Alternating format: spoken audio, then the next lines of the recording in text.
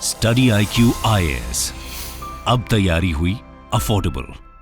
नमस्कार दोस्तों, स्वागत है आप सभी का स्टडी IQ में। मैं हूं आपका दोस्त राहुल सायगांवकर।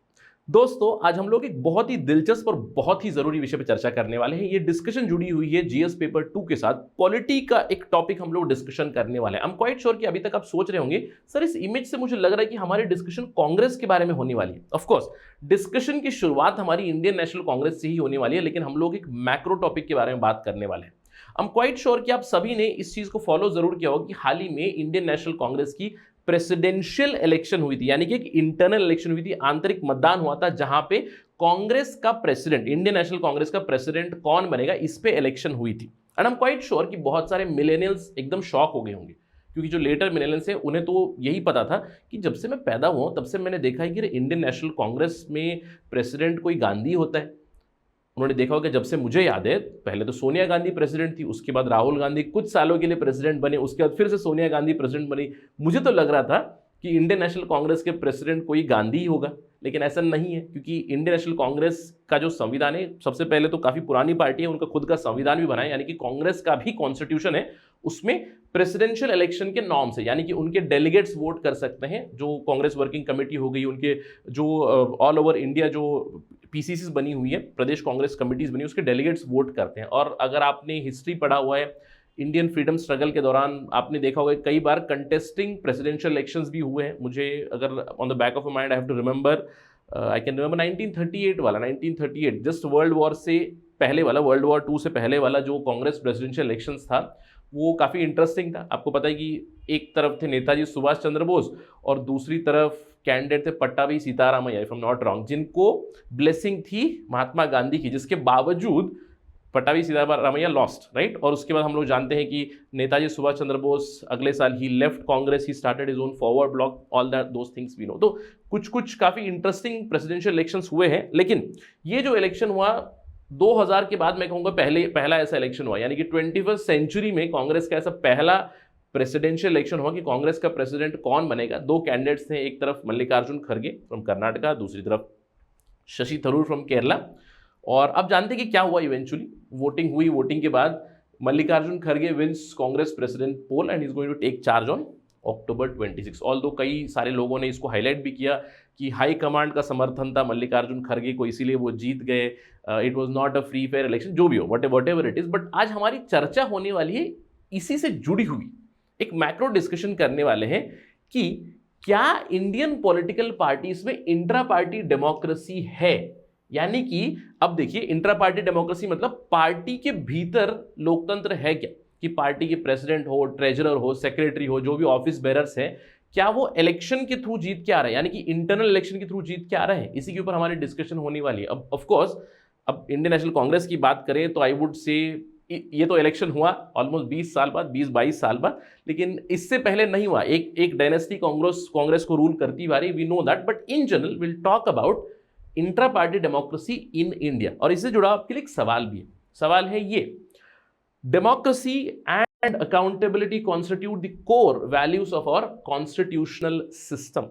अब ये जो डेमोक्रेसी और अकाउंटेबिलिटी है कॉन्स्टिट्यूशन से ही लागू होते हैं हमारे लोकतंत्र के ऊपर, तो क्यों ना ये लागू हो हमारे पॉलिटिकल पार्टीज के ऊपर। यही है, these concepts must also apply to the political parties. तो इसी चीज को आपको डिस्कस करना है कि क्या इंडियन पॉलिटिकल पार्टीज में इंटरनल डेमोक्रेसी है, अगर नहीं है तो क्यों नहीं है, अगर नहीं है तो उसका परिणाम क्या हो सकता है। इनफैक्ट इंट्रा पार्टी डेमोक्रेसी का मतलब भी हम लोग at the end of the discussion समझेंगे। तो इस पर्टिकुलर सवाल के प्रति आपको काफ़ी अच्छा फॉर्डर मिलेगा, इसको आंसर करने के लिए आपको काफ़ी अच्छा कंटेंट यहाँ पे मिलेगा। यही हमारा आज का एजेंडा है। Let us begin our discussion. लेकिन उससे पहले एक बहुत ही बड़ी खबर है आप सभी के लिए। अगर आप यूपीएससी सिविल सर्विसेज की तैयारी कर रहे हैं तो ध्यान रखिएगा, हमारा दिवाली सेल चल रहा है, साल का सबसे बड़ा सेल चल रहा है। जो हमारा फाउंडेशन बैच है 7, आखिरी बैच है। Remember, this is the last batch जिसकी एडमिशन क्लोज हो रही है 31 अक्टूबर 2022 को।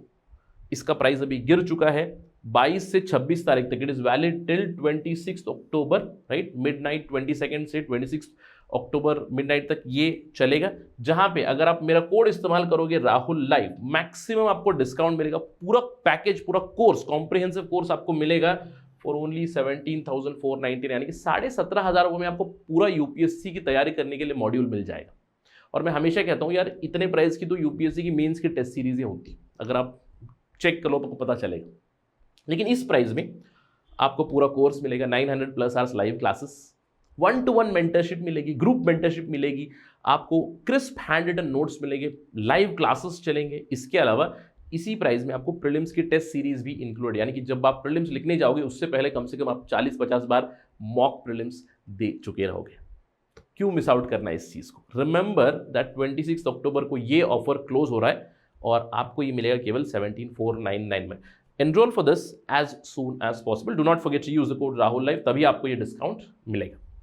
चलिए चर्चा शुरू करते हैं, let's talk. First things first, हम लोग बात करते हैं इंट्रा पार्टी डेमोक्रेसी के बारे में, हमें समझने की जरूरत है। अब इंट्रा पार्टी डेमोक्रेसी, 3 शब्द है, इंट्रा पार्टी डेमोक्रेसी।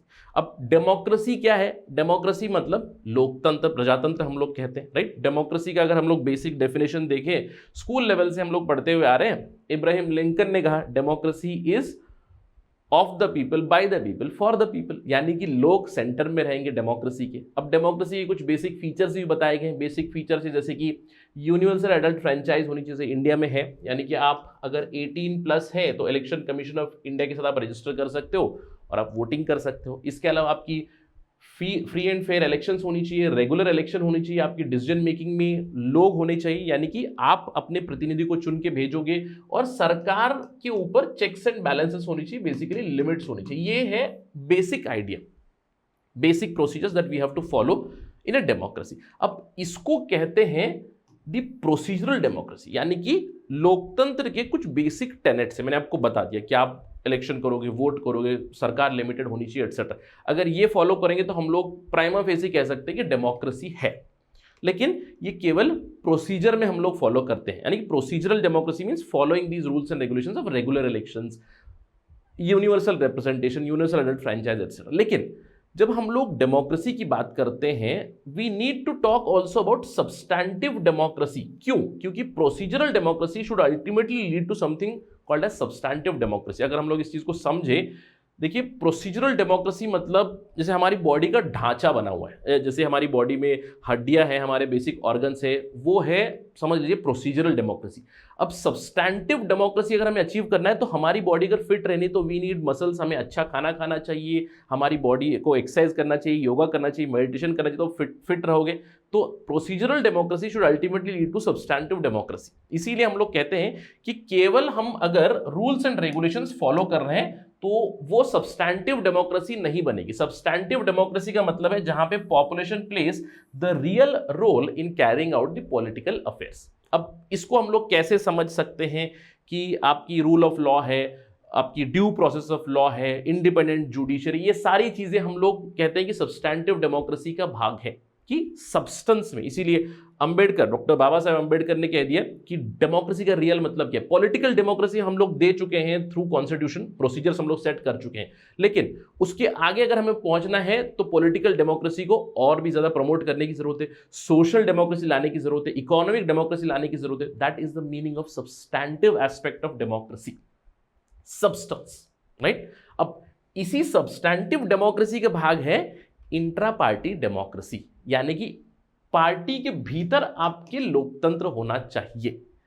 पार्टी तो आप समझ गए, पॉलिटिकल पार्टी। अब इंट्रा मतलब कि पार्टी के भीतर, हम लोग जब कहते हैं इंटर पार्टी मतलब अलग अलग पार्टियों के बीच, जैसे इंटर स्टेट रिलेशन हम लोग इस्तेमाल करते हैं। इंटर स्टेट मतलब अलग अलग राज्यों के बीच। इंटर जब टर्म आता है तो 2 पार्टीज यानी कि 2 अलग अलग एंटिटीज आ गए। इंट्रा मतलब एक ही एंटिटी के भीतर, पॉलिटिकल पार्टी के भीतर आपकी डेमोक्रेसी होनी चाहिए, यानी कि आपकी प्रोसीजर्स किस तरह से हैं कि अगर आपकी पॉलिटिकल पार्टी में ही कोई एक व्यक्ति है जो आपकी पॉलिसीज के खिलाफ आवाज उठा रहे हैं तो क्या आप उनकी सुनते हैं। आपके प्रेसिडेंट जो है पॉलिटिकल पार्टी के, वो कैसे इलेक्ट हो रहे हैं, ऑफिस बेरर्स कैसे इलेक्ट हो रहे हैं, पार्टी की आपकी जो पार्टिसिपेशन है, लोग कैसे एनरोल कर रहे हैं, ये सारी चीजें दर्शाती हैं कि इंट्रा पार्टी पॉलिटिक्स है या नहीं। इनफैक्ट इस डिस्कशन के अंत में आपको इंट्रा पार्टी डेमोक्रेसी के एस्पेक्ट्स भी बताऊंगा, लेकिन अभी तक आपको एक बेसिक आइडिया होगा इंट्रा पार्टी डेमोक्रेसी मतलब पार्टी के भीतर किस तरह का लोकतंत्र है, या फिर क्या लोगों के पास अधिकार है पार्टी में, अपनी पार्टी की जो अफेयर्स है उसमें क्या लोगों की सुनी जा रही है। Basically that is the idea, right. अब सवाल ये उठता है कि क्या सर हमारे देश में इंट्रा पार्टी डेमोक्रेसी है? आई वुड लार्जली से नो, राइट। अब आपका दूसरा सवाल होगा सर क्यों नहीं है? मैं कहूंगा देखिए, इंट्रा पार्टी डेमोक्रेसी के लिए इंडिया में कोई लॉ नहीं है, right. As of now there is no statutory backing, यानी कि अगर मैं एक पॉलिटिकल पार्टी बना दूं, समझ लीजिए मैंने एक पॉलिटिकल पार्टी बना दी, इलेक्शन कमीशन ऑफ इंडिया के साथ जाके रजिस्टर करा दिया, तो मैं पॉलिटिकल पार्टी बन गया। मेरे साथ समझ लीजिए 50 लोग हैं, 50 लोग सारी की सारी मेरी सुनते हैं, मैं ही पार्टी का प्रेसिडेंट हूं, मैं ही ट्रेजरर हूं, मैं ही सेक्रेटरी हूं, मैं ही सब कुछ हूं, मैं ही बेसिकली करता धरता हूं पॉलिटिकल पार्टी का। तो ऐसी भी पॉलिटिकल पार्टीज आपको मिलेंगी। क्यों? क्योंकि स्टैट्यूटरी बैकिंग किसी लॉ से अभी तक नहीं है कि इंटरनल डेमोक्रेसी आए पॉलिटिकल पार्टीज में। ऑल्दो एक रूल जरूर है, एक रूल है जिसको आपको ध्यान रखना है एग्जाम के दृष्टिकोण से। सेक्शन 29A है रिप्रेजेंटेशन ऑफ पीपल्स एक्ट 1951 का। सेक्शन 29A ऐड किया गया था थ्रू एन अमेंडमेंट, एक संशोधन लाया गया था आरपीए 1951 को इन 1989, जिसके तहत इस रूल को ऐड किया गया, इस सेक्शन को ऐड किया गया for registration and for the activities related to political parties, यानी कि जो पॉलिटिकल पार्टीज है उनकी रजिस्ट्रेशन रेगुलेशन कैसे हो। अब इस पर्टिकुलर सेक्शन को आप देखोगे तो लंबा सेक्शन है, बहुत सारे प्रोविजंस है, सेक्शन सब सेक्शन सब क्लॉजेस है। उसमें एक जो क्लॉज है सेक्शन 29A क्लॉज 9। अब यहां पे आपको इंटरनल या फिर इंट्रा पार्टी डेमोक्रेसी के बारे में कुछ चीजें मिलती हैं, इंटरनल इलेक्शंस के बारे में, कि अगर कोई भी एसोसिएशन हो, कोई भी बॉडी हो जिसको इलेक्शन कमीशन ऑफ इंडिया ने रजिस्टर किया है और उस बॉडी उस एसोसिएशन में कुछ बदलाव चल रहा है, फॉर एग्जांपल उसका नाम बदल दिया गया है, उसका हेड ऑफिस बदल दिया गया है, उसके ऑफिस बेरर्स बदल चुके हैं, तो ये सारी चीजें आपको इमीडिएटली कमीशन के साथ कम्युनिकेट करनी है विदाउट एनी डिले। तो ये एक ही प्रावधान है, मैं कहूंगा मोर और less, for promoting intra party democracy. अब ये भी ऐसा रूल है जहां पे केवल कम्युनिकेट करने की बात की गई है। तो अगर आप मुझसे पूछोगे क्या इंडिया में इंट्रा पार्टी डेमोक्रेसी है, मोर और लेस नो। क्या कोई रूल्स एंड रेगुलेशंस है? एक रूल है सेक्शन 29A, लेकिन प्राइमा फेसी वो बस कह रहा है कि आपको इलेक्शन ऑफ इंडिया के साथ कम्युनिकेट करना है, यानी कि ईसीआई के पास पावर्स है that require political parties to communicate. अगर कोई भी चेंज हो, कैसे चेंज हुआ ये भी बताना है, लेकिन अगर उन्होंने कम्युनिकेट नहीं किया तो क्या होगा? ईसीआई के पास कोई पीनल प्रोविजंस नहीं है कि अगर मेरी जो पॉलिटिकल पार्टी बनी थी हाइपोथेटिकली, अगर उसने इंट्रा पार्टी डेमोक्रेसी नॉर्म्स को फॉलो नहीं किया तो क्या मैं डी रजिस्टर हो सकता हूं? नहीं, क्योंकि डी रजिस्ट्रेशन की पावर ईसीआई के पास है ही नहीं। इनफैक्ट एक इंस्टेंस आपको सुनाता हूं। इलेक्शन कमीशन ऑफ इंडिया ने 2011 में एक लेटर भेजा सभी पार्टीज को, नेशनल पार्टीज को, कि भैया आप बताइए कि आपकी जो पार्टी में इलेक्शंस कब कंडक्ट किए गए थे, कैसे कंडक्ट किए गए थे, क्या हुआ था। तो उसके ऊपर रिप्लाई आया था और ये है वो रिप्लाई, काफी इंटरेस्टिंग से रिप्लाई है। Political party Indian national Congress, आखिरी इलेक्शन, लास्ट इलेक्शन 2010 के बारे में उन्होंने बताया, अगला इलेक्शन 2015 में होगा बताया, इतने हमारे डेलीगेट्स हैं, कितने लोगों ने वोट किया नहीं पता, कैसे कांग्रेस प्रेसिडेंट चुना गया नहीं बताया, कैसे ट्रेजरर चुना गया, कितने वोट आए, क्या इलेक्शन हुई, ये सभी चीजें नहीं बताई। यही हाल है सभी पार्टीज का। भारतीय जनता पार्टी, ये आप देख सकते हो, not mentioned. Communist party of India, Marxist, NCP, Bahujan Samajwadi party, right, national party जो थी, यहां पे किसी ने भी नहीं बताया कि किस तरह आपकी वोटिंग हुई, कितने लोगों ने जीता, कैसे जीता, कौन प्रेसिडेंट चुना गया, कैसे चुना गया, नथिंग, नोबडी नोस। कैसे आपकी फंडिंग आई, nothing is known to us here. अब इसी से हमें पता चल रहा है कि there is no intra party democracy in India. जैसे कि मैंने आपको उदाहरण दिया, इंडियन नेशनल कांग्रेस की बात करें तो मैंने बताया मिलेनियल्स को तो याद भी नहीं होगा, क्योंकि 2000 अप्रोक्सीमेटली 2000 के बाद, इससे पहले मुझे याद है, आई थिंक सोनिया गांधी के खिलाफ सीताराम केसरी कंटेस्टेड और उन्हें डबल डिजिट वोट आए थे उस समय पे। 1999 2000 की बात होगी। उसके बाद अभी इलेक्शन हो रहा है यहाँ पे बिटवीन शशि थरूर एंड मल्लिकार्जुन खड़गे, ये इलेक्शन हुआ। तो इससे मोर और लेस हम लोग कह सकते हैं कि there is no intra party democracy. अब आप ये सोच रहे हैं कि सर ठीक है, मतलब अगर इंट्रा पार्टी डेमोक्रेसी नहीं है तो क्या हुआ, हमारे पास डेमोक्रेसी तो है।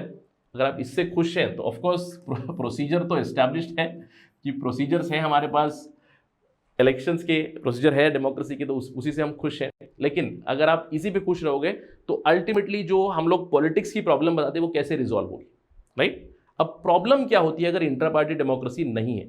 सबसे बड़ी प्रॉब्लम होती है प्रॉब्लम ऑफ डायनेस्टिक पॉलिटिक्स, और ये हम लोग देखते हुए आ रहे हैं। एग्जाम्पल है इंडियन नेशनल कांग्रेस, राइट, कि पार्टी का जो हेड है, पहले दादा पार्टी के हेड थे, उसके बाद मेरे पिता बन गए, उसके बाद मैं बन गया, मेरा बेटा बनेगा, बेटे का बेटा बनेगा, पोता पर पोता, सभी पार्टी को हेड करते हुए जाएंगे, राइट। डायनेस्टिक पॉलिटिक्स बन जाती है। डायनेस्टिक पॉलिटिक्स इज प्रमोटेड अगर इंट्रा पार्टी डेमोक्रेसी नहीं है, एक फैमिली रूल करती हुई रहेगी। इसके अलावा कल्ट पॉलिटिक्स फॉलो होती है। अब कल्ट पॉलिटिक्स कैसे, मैंने आपको उदाहरण दिया, मेरी पार्टी बनी, 50 लोग मेरी पार्टी में, सभी लोग मेरी सुनते हैं, तो मेरी ही कल्ट चलती है भाई, एकदम जो मैं बताऊंगा वो चलता है।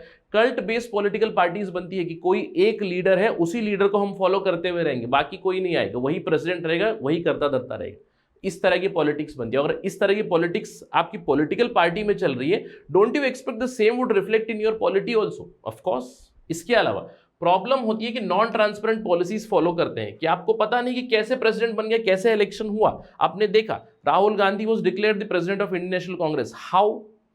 अपोजिशन था, कई लोगों ने मना किया, लेकिन फिर भी नो इलेक्शन नथिंग, डिक्लेयर कर दिया। नॉन ट्रांसपेरेंट पॉलिसीज, आपके पास पैसा कैसे आ रहा है, आपकी पॉलिसीज कैसे चल रही है, क्या आप अपनी अकाउंट्स ऑडिट कर रहे हो, कैसे आप मेंबरशिप दे रहे हो। इसके अलावा एक्सक्लूसिव रिप्रेजेंटेशन की भी प्रॉब्लम हो जाती है। अगर आपने देखा इंट्रा पार्टी डेमोक्रेसी नहीं है तो रिप्रेजेंटेशन एक्सक्लूसिव होते हैं, जिससे कि हम लोग कम्युनल पॉलिटिक्स की तरफ मूव हो जाते हैं। आपने देखा होगा कई सारी पॉलिटिकल पार्टीज है जहां पे membership is exclusive, based on religion, based on caste, या फिर based on money, only elite members included. इस तरह की भी प्रॉब्लम्स आ जाती है। इसके अलावा अगर इंट्रा पार्टी डेमोक्रेसी नहीं है तो फैक्शनल पॉलिटिक्स हम लोग देख सकते हैं। अगर इंट्रा पार्टी डेमोक्रेसी होती, इलेक्शन चलते, तो इलेक्शन से जो भी नियुक्त हो क्या है, जो भी जीत कर आया, he would head the party, everybody would accept the decision. अगर नहीं है तो क्या होता है, फैक्शनल पॉलिटिक्स होती है। हम लोगों ने देखा हाल ही में शिवसेना में हुआ। हम लोग किसी भी पॉलिटिकल पार्टी की बात कर सकते हैं, जैसे कि एआईएडीएमके की बात कर सकते हैं, समाजवादी पार्टी की बात कर सकते हैं, जहां पे अलग अलग फैक्शंस डेवलप हो चुके हैं, कई बार पार्टी ब्रेक हो जाती है, राइट। इसके अलावा सेंट्रलाइज मॉडल ऑफ पॉलिटिक्स ही डेवलप हो जाता है, यही मैंने आपको बताया। देखिए प्लेटो ने क्या कहा था, state is individual writ large. इसका मतलब क्या है कि जो लो लेवल पे रहेगा, यानी कि जो बेसिक लेवल पे रहेगा, वही आपको बड़े स्तर पे भी दिख जाता है। That's the basic idea. अब अगर हम लोग यही बात करें पॉलिटिकल पार्टीज में ही, अगर आपकी सेंट्रलाइज मॉडल ऑफ पॉलिटिक्स है कि आपका कोई एक लीडर है जो पार्टी को हेड कर रहा है, एक फैमिली जो पार्टी को हेड कर रहा है, नॉन ट्रांसपेरेंट पॉलिसीज को फॉलो कर रहे हैं, एक्सक्लूसिव रिप्रेजेंटेशन वहां पे, तो डोंट यू थिंक यही चीज रिफ्लेक्ट हो जाएगी आपकी पॉलिटी में भी, यही चीज आपकी रिफ्लेक्ट हो जाएगी इन योर सिस्टम ऑल्सो। आपकी सिस्टम में भी जब वो पॉलिटिकल पार्टी जीत कर आएगी तो क्या आप एक्सपेक्ट करोगे कि वो डिसेंट्रलाइज मॉडल ऑफ पॉलिटिक्स लाएंगे? नहीं, they will bring centralize model of politics. यही होता है और यही प्रॉब्लम होती है इंट्रा पार्टी डेमोक्रेसी नहीं होने की। इसके अलावा of course criminalization of politics तो है ही, right. This is another issue. Winnability के ऊपर आप लोगों को देते हो, विनेबिलिटी के ऊपर आपके टिकट बट रहे हैं। आपके टिकट कैसे बट रहे हैं आपको पता नहीं है। महिलाओं को टिकट मिल रहे हैं, नहीं मिल रहे हैं। क्रिमिनल्स को टिकट मिल रहे हैं, तो क्यों होता है? क्योंकि again because of non transparent policies, क्योंकि आपकी पार्टी की संविधान में लिखा हुआ ही नहीं है कि आप टिकट कैसे डिस्ट्रीब्यूट करोगे, what is your policy of distribution of tickets, you don't tell it. तो जब ये करोगे क्रिमिनलाइजेशन ऑफ पॉलिटिक्स तो बढ़ेगा ही बढ़ेगा। यही दिक्कत होती है। अगर आप सोच रहे हो कि सर इंट्रा पार्टी डेमोक्रेसी नहीं है तो क्या हुआ, वेरी वेरी प्रॉब्लमेटिक, राइट। ये प्रॉब्लम्स है इसकी। अब सवाल उठता है सर मैं समझ गया प्रॉब्लम्स, तो आई अंडरस्टूड, क्या कर सकते हैं, क्या करने की जरूरत है? कई सारे रिकमेंडेशन आ चुके हैं। सबसे बड़ी रिकमेंडेशन आई थी लॉ कमीशन की 170th रिपोर्ट की। इनफैक्ट वर्बैटिंग मैंने यहाँ पे कोट किया उनका एक पैराग्राफ जो इनकी रिपोर्ट में लिखा हुआ था, काफी बड़ी रिपोर्ट है। 15th लॉ कमीशन है, उनकी 170th रिपोर्ट है। अगर आपको रिपोर्ट देखनी है, इलेक्टोरल रिफॉर्म्स के ऊपर है, आप law commission of India search कर दीजिएगा, उनकी वेबसाइट पे जाइएगा, 15th लॉ कमीशन पे जाकर 170th रिपोर्ट आप देख सकते हो। वहां पे आपको मिलेगा क्या, उन्होंने लिखा क्या। इनफैक्ट इन्हीं के वर्डिंग्स में मैंने सवाल भी बनाया, आप ये पढ़िए। उनका जो पैराग्राफ कहता है if democracy and accountability constitute the core of our constitutional system, the same concept must also apply to and bind the political parties which are integral to parliamentary democracy. ये कहते हैं कि पॉलिटिकल पार्टीज जो सरकार बनाती है, जो parliament को मैन करती है, जो गवर्नेंस कर रही है देश का, उनके अंदर इंटरनल डेमोक्रेसी होने की जरूरत है, वो अनिवार्य है, इट इज नीडेड। उनके साथ फाइनेंशियल ट्रांसपेरेंसी, उनके अंदर फाइनेंशियल ट्रांसपेरेंसी लाने की जरूरत है कि किस तरह पॉलिटिकल पार्टी को फंडिंग मिल रही है, क्या आपके अकाउंट्स ऑडिट हो रहे हैं, क्या आप अकाउंटेबिलिटी के साथ काम कर रहे हो, ये पॉलिटिकल पार्टी में भी जरूरत है। वो कहते हैं कि it cannot be a dictatorship internally, यानी कि आपकी पॉलिटिकल पार्टी में डिक्टेटरशिप नहीं हो सकती है और आपकी फंक्शनिंग डेमोक्रेटिक होगी इन योर पॉलिटिकल सिस्टम, ये नहीं होता। इसलिए मैंने बताया जो पार्टी में चल रहा है वही आपकी सरकार में भी चलेगा, जब वो पार्टी जीत कर आएगी वही सरकार में भी चलेगा।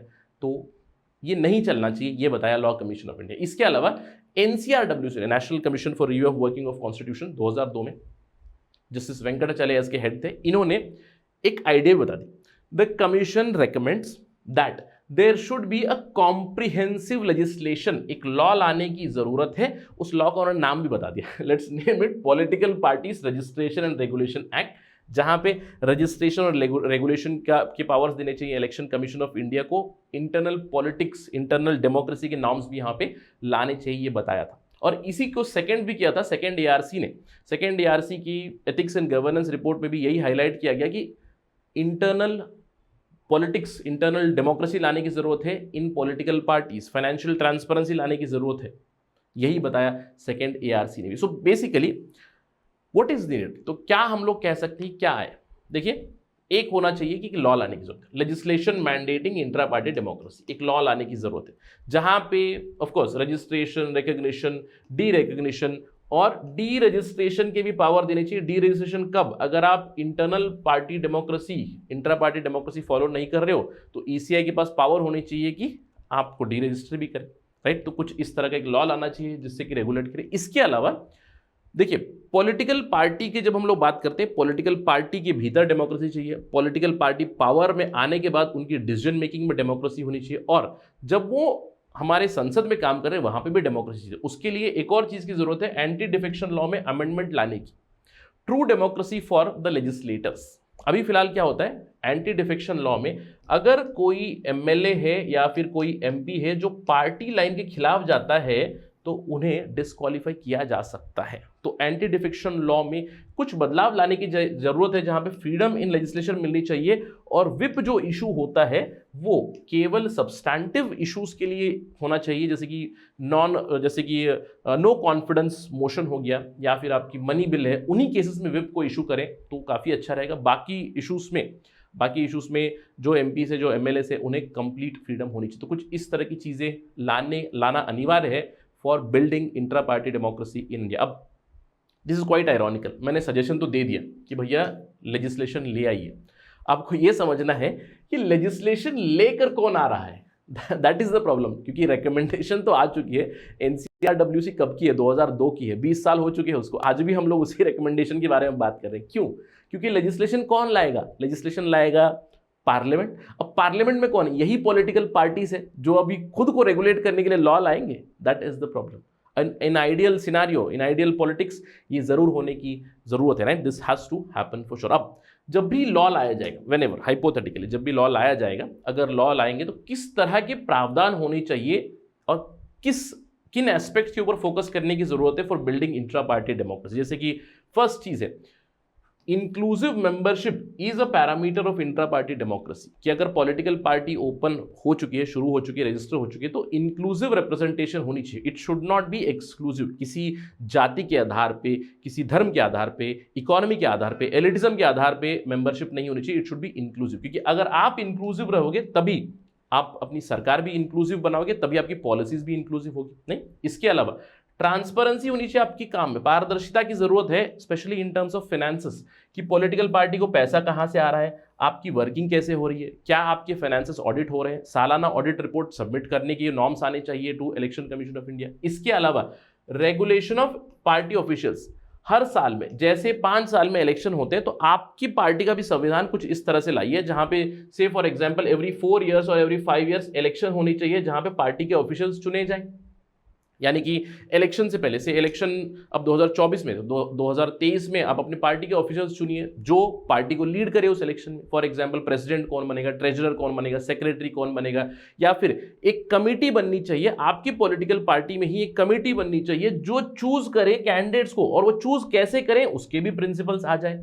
या फिर कुछ इस तरह के नॉर्म्स आने चाहिए जहां पे कैंडिडेट सिलेक्शन में महिलाओं को इतने टिकट मिलने चाहिए, या inclusive candidate selection, inclusive ticket distribution होनी चाहिए, कुछ इस तरह के नॉर्म्स। अगेन फ्रीडम इन लेजिस्लेचर, ये मैंने आपको बताया, अगर एंटी डिफेक्शन लॉ अगर समझ लीजिए अमेंड हो गया तो ये क्लॉज ऑटोमेटिकली हो भी जाएगा। इसके अलावा इंक्लूसिव डिसीजन मेकिंग होनी चाहिए। देखिए, पॉलिटिकल पार्टीज की जब हम लोग बात करें तो we can compare ourselves with say developed countries. For instance, मैंने कैंडिडेट सिलेक्शन की यहाँ पे बात की। अब आपने देखा होगा यूएस में, अगर आपने इलेक्शन को फॉलो किया था, यूएस इलेक्शंस को फॉलो किया था, एक तरफ डोनाल्ड ट्रंप थे, दूसरी तरफ जो बाइडन। अब जो Biden presidential candidate, how did he become that presidential candidate? Through primaries. अब उस प्राइमरीज में वोट किसने किया? डेमोक्रेटिक पार्टी के मेंबर्स। तो कुछ इस तरह की चीज की जा सकती है जहां पे कैंडिडेट सिलेक्शन भी पार्टी के भीतर इलेक्शन से ही हो, पार्टी के इंटरनल इलेक्शन से हो, या फिर आपकी जो डिसीजन मेकिंग पॉलिसीज हैं वो भी पार्टी में through some sort of consensus build करें। अब देखिए जैसे हम लोग एक ट्रू डेमोक्रेसी की बात करते हैं या फिर डायरेक्ट डेमोक्रेसी के हम लोग एग्जांपल ले लें स्विट्जरलैंड की। स्विट्जरलैंड में क्या है कि अगर कोई रूल बनना है रेफरेंडम कर सकते हैं। अब देखिए स्विट्जरलैंड छोटी कंट्री है, पॉपुलेशन कम है, रेफरेंडम कर सकते हैं कि एक डिसीजन हो या ना हो। अब ईयू में हमें शामिल होना चाहिए, बाहर निकलना चाहिए, रेफरेंडम कर सकते हैं। अब इंडिया में of course it becomes a little illogical, 130 crore हमारा पॉपुलेशन है तो रेफरेंडम के ऊपर हम लोग रिलाई नहीं कर सकते। बट कहीं ना कहीं मैं ये उदाहरण से कह सकता हूं कि डिसीजन मेकिंग में आपकी पार्टी में जो रेफरेंडम रख ही सकते हो ना। फॉर एग्जाम्पल अब समझ लीजिए Bharatiya Janata party, hypothetical example, कि कल को जो सीए आया था, अब सीए लाना चाहते हैं तो आपकी पार्टी में ही रेफरेंडम हो सीए आना चाहिए या नहीं आना चाहिए, या फिर जो कृषि कानून आए पार्टी में ही आपके रेफरेंडम हो कृषि कानून हम लोग लाना चाहते हैं। कुछ इस तरह का उदाहरण what I am telling here for inclusive decision making, कि पार्टी के भीतर ही डिबेट डेलिब्रेशन डिस्कशन हो, उसके बाद जो बड़ी बड़ी आपकी गवर्नमेंट की पॉलिसी जैसे कि फॉरेन पॉलिसी हो गया या फिर आपकी इकोनॉमिक पॉलिसीज होगी, कोई और पॉलिसी होगी, उसके ऊपर पार्टी से ही पहले भीतर से अगर आप आइडिया लोगे, पार्टी के भीतर से ही अगर आपको पता चलेगा कि किस तरह का विरोध हो सकता है, तो you will be prepared, you will be with a better law also, right? Don't you think कि डिबेट डेलिब्रेशन डिस्कशन से अच्छी पॉलिसीज भी आएंगी? That's why the decision making should be inclusive for the political party. ये सारे norms है basically, ये constituents है इंट्रा पार्टी डेमोक्रेसी का। अब इस पे पूरे सवाल आ ही सकते हैं, जैसे कि एक सिंपल सवाल बना दूं, how do you define intra party democracy? Now this is basically the definition of intra party democracy, कि ये सारी चीज़ें उसके पैरामीटर्स है, ये होने चाहिए, तब आप कह सकते हो कि पार्टी इज इंटरनली डेमोक्रेटिक। और ये मैं कह रहा हूँ कैसे लाया जा सकता है? प्रॉब्ली थ्रू द रिकमेंडेशन, एक लॉ लाया जाए जिससे हम लोग कर सकते हैं, आशा करते हैं कि ये हो जाए।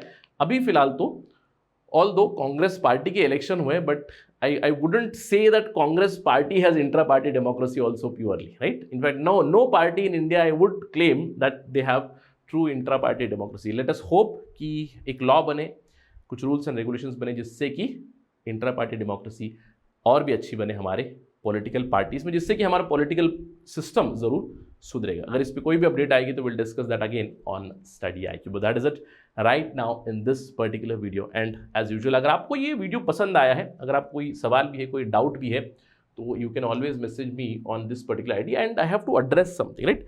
कि कुछ मैसेजेस जरूर आए मुझे जहाँ पे एक कॉमन थीम आता है कि सर आपकी वीडियो बड़े लंबे होते हैं, आप थोड़ा धीरे पढ़ाते हो तो उसके लिए मेरा सुझाव है कि यार जो भी प्रीमियर देख रहा है तो थोड़ा दिक्कत हो जाएगा, लेकिन अगर आप वीडियो देख रहे हो तो मैं खुद भी जब अपना खुद का वीडियो मैं देखता हूँ ना तो 1.25x या 1.5x पे लगा के देखता हूँ ताकि थोड़ा तेज़ी से आप सुन सकते हो। That is one of the ideas.